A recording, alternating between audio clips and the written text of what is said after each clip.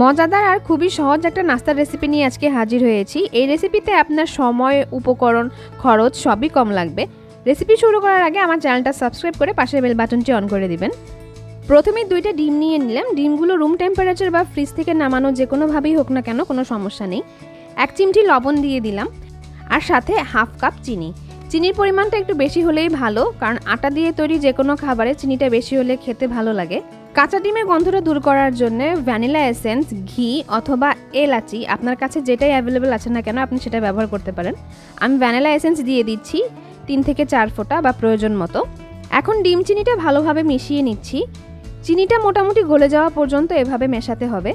একটু সময় নিয়ে এমনভাবে বিট করতে হবে যাতে হালকা একটা ফোমিং ভাব তৈরি হয়। চিনিটা গলে যাওয়ার পর এরকম হয়েছে দেখতে। এখন অন্য একটা বাটিতে 1 কাপ আটা নিয়ে নিয়েছি, আর সাথে দিয়ে দিচ্ছি 1/3 কাপ পরিমাণ গুঁড়া দুধ। এখন শুকনো উপকরণগুলো ভালোভাবে মিশিয়ে নিব। মেশানো হয়ে গেলে দিয়ে দিচ্ছি ডিম আর চিনির যে মিশ্রণটা ছিল আগে তৈরি করে রেখেছিলাম সেটা। চিনিটা কিন্তু সম্পূর্ণ গলেনি, বাটির তলায় রয়ে গেছে, তাই হালকা একটু পানি দিয়ে বাটিটা ভালোভাবে ধুয়ে তারপরে পানিটা দিয়ে দিলাম। এখন হচ্ছে ব্যাটার তৈরি করার বেলা। একবারে বেশি পানি দিয়ে ব্যাটারটা তৈরি করতে যাবেন না, নষ্ট হয়ে যেতে পারে। অল্প অল্প পানি দিয়ে একটু একটু করে মেশাতে হবে, তাহলে আপনি বুঝতে পারবেন কতটা ঘন বা পাতলা হচ্ছে। আমি এখানে চামচ দিয়ে ব্যাটারটা মেশাচ্ছি, আপনি চাইলে হাত দিয়েও কাজটা করতে পারেন, তাতে কোনো সমস্যা নেই। ব্যাটারের ঘনত্বটা ঠিক এইরকম হবে, একদম খুব পাতলাও না, হালকা একটু ঘন থাকবে। মোটা এরকম একটা চামচ নিয়ে নিলাম, এটা দিয়ে দিতে সুবিধা হবে। দেখে কিন্তু বোঝাই যাচ্ছে ব্যাটারটা কিন্তু মোটামুটি ভালো পাতলা হয়েছে। এখন একটা রুটি ভাজার তাওয়া বা ফ্রাইং প্যান নিয়ে নিন, সেখানে খুবই অল্প পরিমাণ বা 1 চা চামচ পরিমাণ তেল দিয়ে এরকম একটা ব্রাশের সাহায্যে সেটা ব্রাশ করে নেব সম্পূর্ণটা জায়গায়। তারপরে একটু গরম হয়ে আসলে ব্যাটারটা দিয়ে দিব।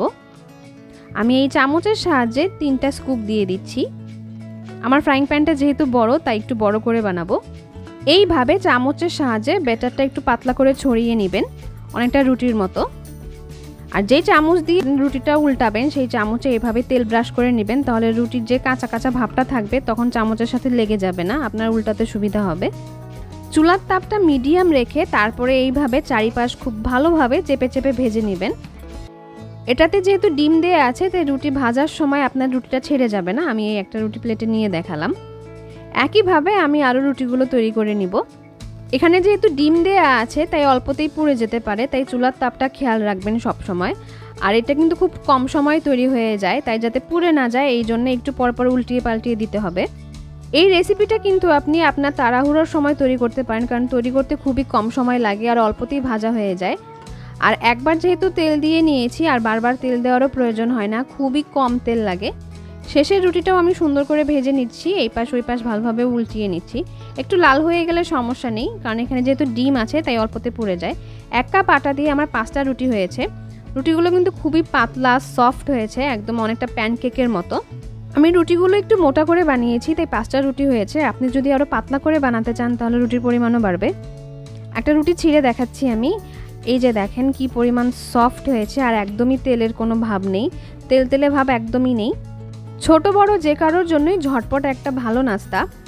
আর সকাল বা বিকেলে চায়ের সাথে তো আপনি খেতেই পারবেন। আপনি যদি একটু চিনিটা কম দেন তাহলে আপনি যে কোনো স্প্রেডের সাথে খেতে পারবেন, যেমন পিনাট বাটার বা চকলেট স্প্রেডের সাথেও আপনি খেতে পারেন যদি চিনির পরিমাণটা কম দেন। আর চিনির পরিমাণটা ঠিক রাখলে এটা এমনিই খাওয়া যাবে, সাথে আর কোনো কিছু দেওয়ারও প্রয়োজন হবে না। তো এই ছিল আমার ঝটপট কম খরচে খুবই সহজ একটা নাস্তার রেসিপি। আশা করছি আপনাদের ভালো লাগবে, আর ভালো লাগলে অবশ্যই আমার চ্যানেলটা সাবস্ক্রাইব করে পাশে বেল বাটনটি অন করতে ভুলবেন না। আর আপনার ফ্রেন্ডস অ্যান্ড ফ্যামিলির সাথে আমার রেসিপিগুলো অবশ্যই শেয়ার করবেন। তো আজকে এই পর্যন্তই, সবাই ভালো থাকবেন। আল্লাহ হাফেজ।